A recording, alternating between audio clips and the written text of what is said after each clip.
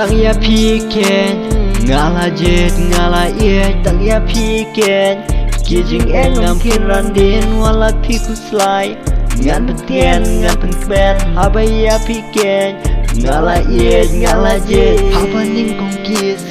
ngala jet ya pi ngam klet ken ya ki jing cooler jong pi habang ngayo ya pi ngasho pi tăng ya pi ngakwaru ken bandon ringkat bat pi top dia kenya kijing cooler jonga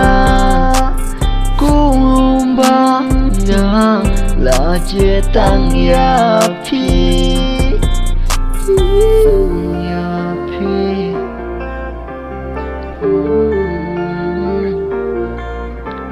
tang ya pi priang kenya jing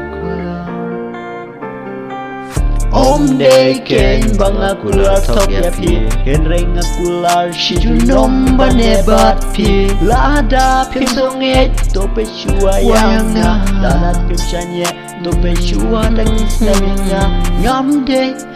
bang top ya pi ngam day bang syukur ya pi Om day bang kwa tan shi ten for ken ring akwa shiju nom bane ngayo i kidor balui lui jong pi de kata ken kada de kata ke sa ya pi na shu pesa ko i dia se yang tu dia se tu skill kijing rai jonga tu skill kijing rai jonga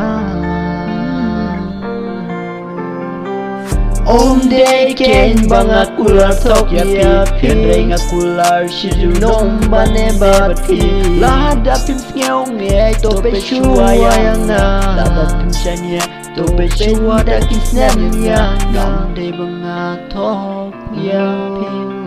ngam day bang syukur ya pi